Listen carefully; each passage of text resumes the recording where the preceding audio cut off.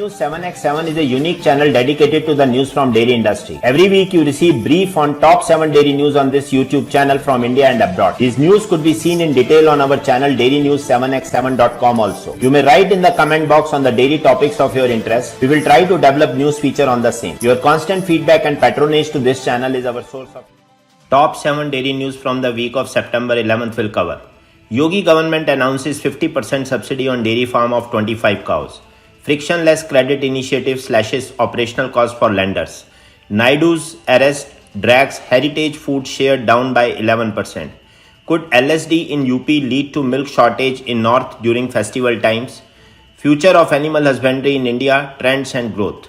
Supporters call on FDA to stop lab-grown dairy to use dairy terms in USA. And pathways to dairy net zero declaration.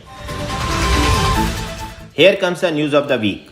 Chief Minister Yogi Adityanath has launched the Nandini Krishak Samriddhi Yojana under Nand Baba mission to improve the breed of cattle and increase milk production in the state.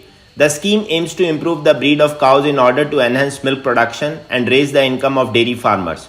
Under the scheme, Sahiwal, Gir, Tharparkar and Ganga Tiri breeds of milch cows are included. The Yogi government has estimated a cost of Rs 62.5 lakh for establishing a unit of 25 milch cows under the scheme.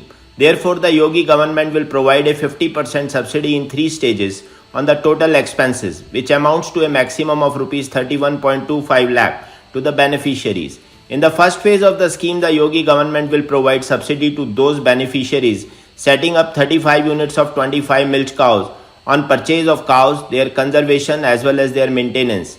This subsidy will be given in 3 phases. Additionally, in the initial phase, the scheme will be implemented in the 10 divisional headquarters of the state, namely Ayodhya, Gorakhpur, Varanasi, Prayagraj, Lucknow, Kanpur, Jhansi, Meerut, Agra and Bareilly.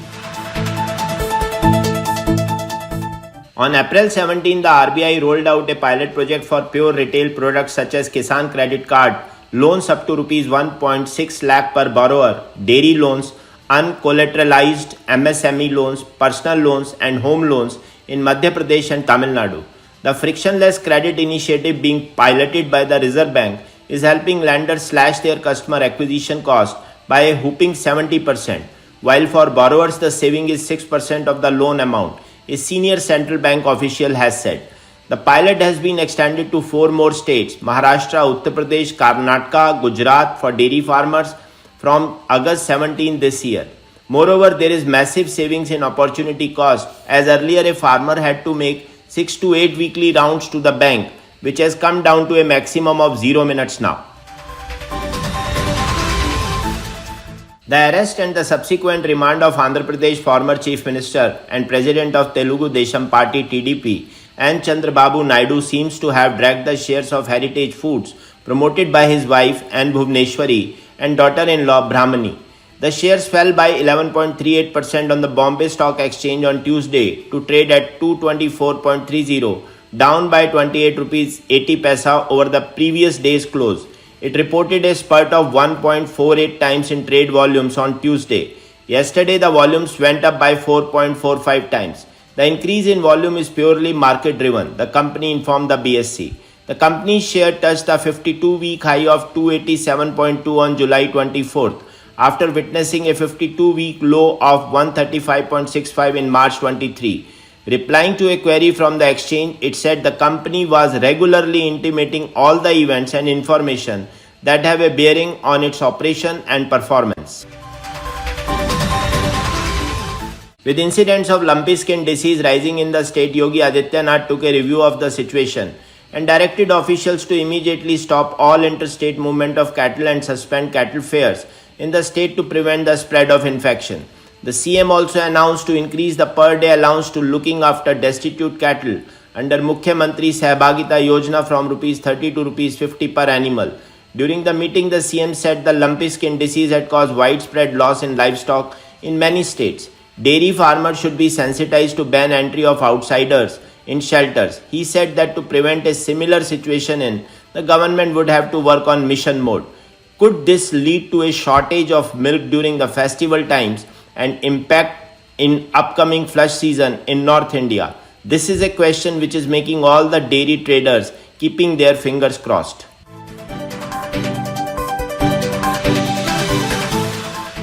India's 20th livestock census revealed a substantial population of livestock, including 303.76 million bovines, 74.26 million sheep, and 148.88 million goats.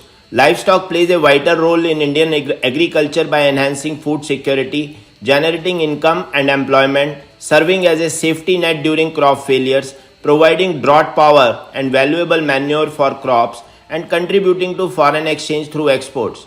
India's livestock sector is one of the largest globally, and government initiatives and a more favorable business environment are fostering innovation and private sector investments. Dairy farming is economically significant, contributing 5% to India's GDP and providing employment to 80 million farmers. India is the world's leading milk producer with a remarkable 51.05% growth in milk production over the last 8 years, far surpassing the global average of 1.2%. Per capita milk availability in India is 444 grams per day, higher than the global average of 394 grams per day in 21-22.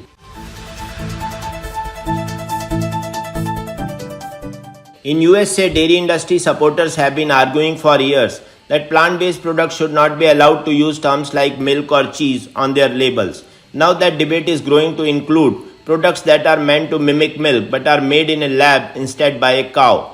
Lab-grown or cell-based dairy products use fermentation to create proteins that look like whey protein. These proteins are then turned into powders and can be used to make alternatives for milk, cream, cheese, and other products. Democratic US Senator Tammy Baldwin and 7 other senators sent a letter to the FDA USA calling for the agency to prevent these products from using dairy names. It's a similar argument that Baldwin and other lawmakers have made about plant-based alternatives.